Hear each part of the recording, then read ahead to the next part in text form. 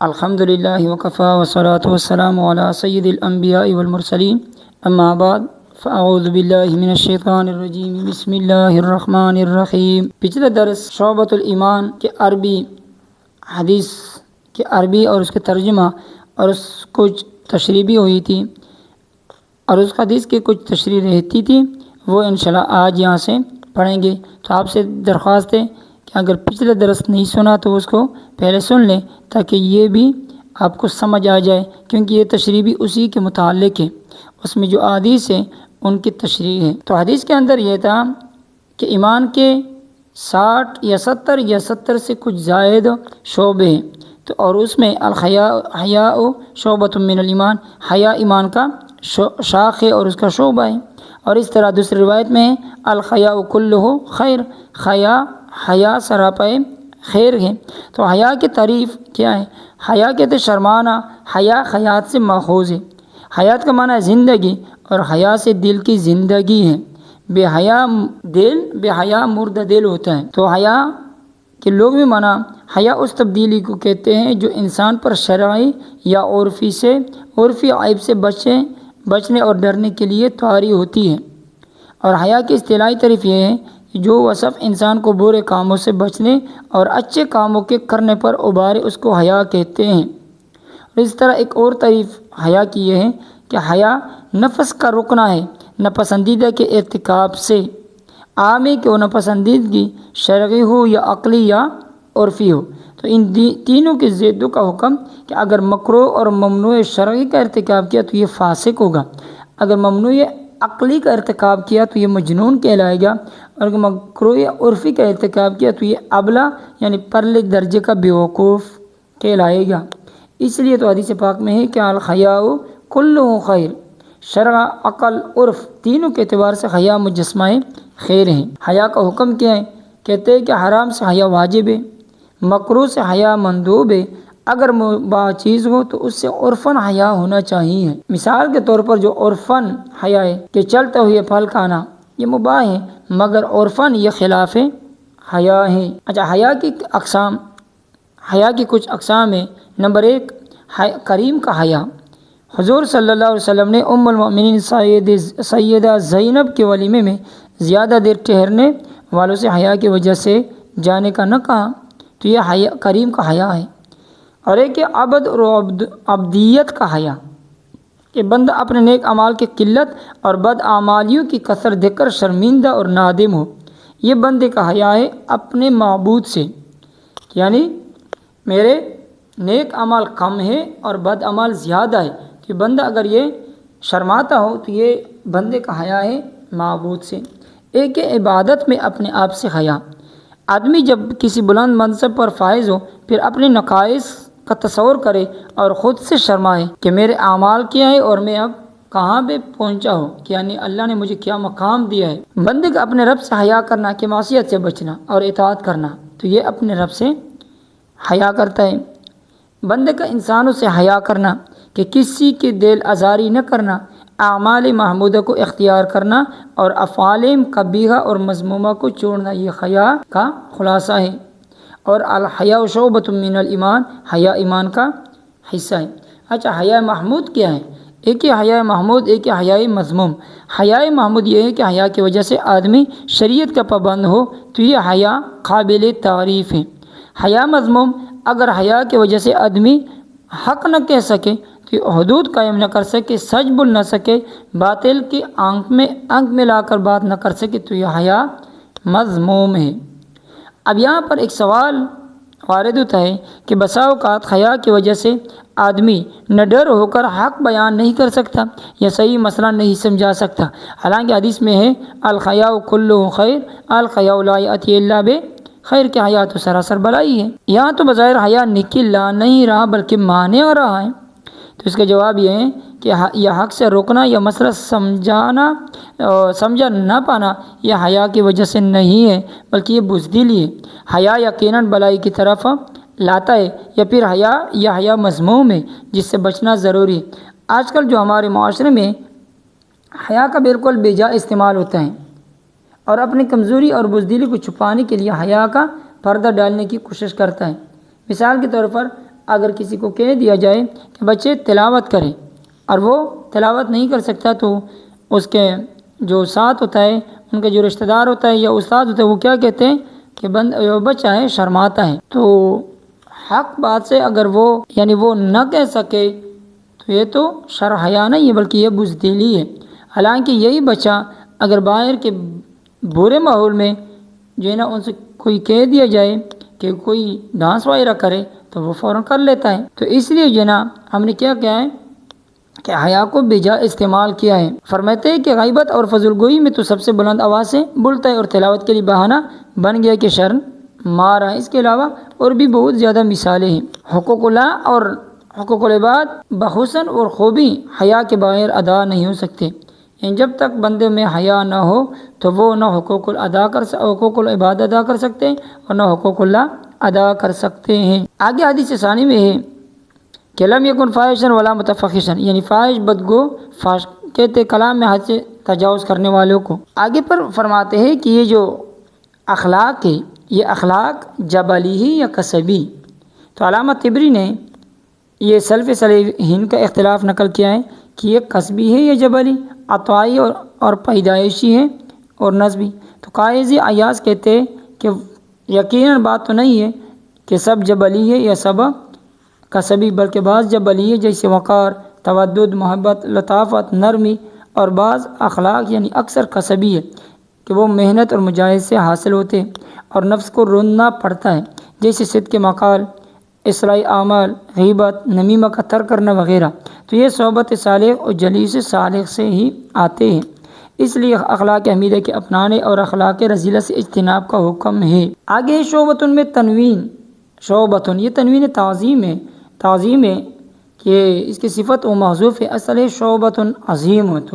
آگے پھر ایک سوال ہوتا ہے حیا کے اوپر کہ حیا ایک فطری اور غیر اختیاری چیز ہے، ایمان اختیاری چیز ہے، تو غیر اختیاری چیز حیا اختیاری چیز یعنی ایمان کا حصہ کیسے ہو سکتا ہے؟ اس کا جواب یہ ہے کہ یہاں حیا شرعی حیا ایمانی مراد ہے جو یقیناً اختیاری ہے، تو اختیاری حیا شرعی کو اختیاری ایمانی کا حصہ قرار دیا گیا۔ جو اب سوال ختم ہو گیا۔ اور اس طرح ایک اور سوال ہے کہ کسی بھی صحیح روایت میں تمام شعبوں کا صریح ذکر نہیں ہے، تو حدیث صرف حیا کا مستقل ذکر کیوں کیا گیا حدیث میں ایمان کے شعبوں میں؟ اس کا جواب یہ ہے کہ شعبہ کے تنوین سے تنوین افروز ہے کہ حیا عظیم نعمت الہی ہے کہ دین کے تمام شعبوں کے لیے داعی ہے۔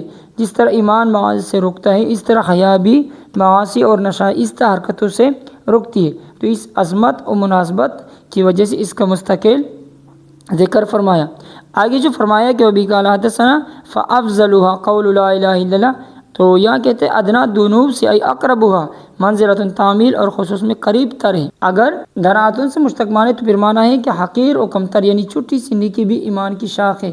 اماطۃ یہ باب افعال کے مصدر ہٹانا اور دور کرنا، اور یہ نہایت جامع حدیث ہے کہ افضلها میں ایمان کا ذکر ہے، ادناها میں اسلام کا ذکر ہے، الحیاء شعبۃ من الایمان میں احسان کا ذکر بھی ہے۔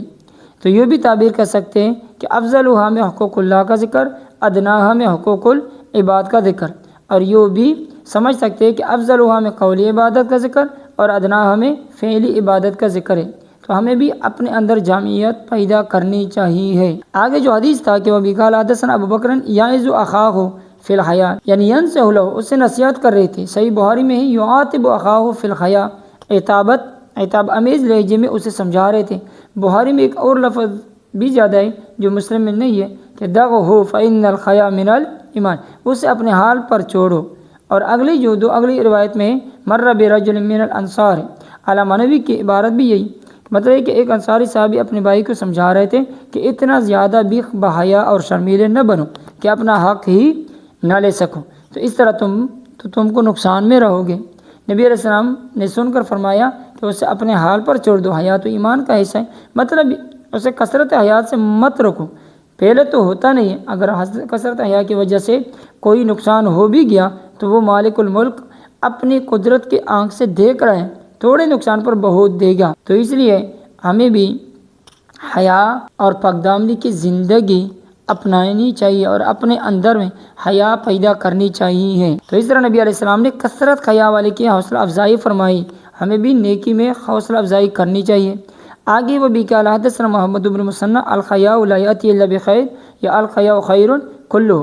ان تینوں احادیث کا حاصل یہی ہے کہ حضرت عمران بن حسین حدیث نبی بیان کر رہے تھے کہ حیا سراپا خیر ہے، لیکن بشیر تابعی کہنے لگے ان منہ وقارا ومنہ سکن، یعنی میں وہ تبعیضیہ سے محسوس ہو رہا تھا کہ بعض صورتیں اس کی زید بھی ہو سکتی ہے، پھر حوالہ بھی بعض حکماء کا دے رہا تھا۔ تو حضرت عمران بن حسین خفا ہوئے کہ حدیث نبی کے مقابلے میں تو یہ انداز اختیار کرتے اور کتب حکماء کا حوالہ دیتے ہو، تو باقی جو بعض صورت حیا کے نہیں ہیں بس امت اور بزدلی کی ہیں۔ تو اسی کی وجوہات عمران بن حسین کیوں ایسے ہو گئی؟ پہلی وجہ یہ ہے کہ حدیث پاک میں کلو ہے، تم من تبعیضیہ کیوں لاتے ہو؟ دوسری تو وجہ یہ ہے کہ کلام نبی کے مقابلے میں کلام حکماء پیش کرتے ہو جس میں تقابل کی قباحت کے ساتھ حرت ملت کا اندیشہ بھی ہے، تو ایسا انداز ہی نہ اپناؤ۔ تیسری وجہ یہ ہے کہ اس میں بے سوئے بے ادبی ہے، بڑوں کی بات کی تائید چھوٹوں کی بات سے نہیں کی جاتی، بڑوں کی بات سے چھوٹوں کی تائید ہوتی ہے اور چھوٹے بڑوں کی تائید کے بجائے تعمیل کے پابند ہوتے ہیں۔ چوتھی وجہ یہ بھی لکھی ہے کہ حدیث پاک اور شریعت کے بعد پھر کسی دوسری چیز کی ضرورت نہیں ہے، وہ اٹل برحق اور سچ ہوتا ہے، اس کے بعد کسی چیز کی حاجت نہیں ہے۔ لا نبوت بعد نبوتی ولا شریعت بعد شریعتی ہی۔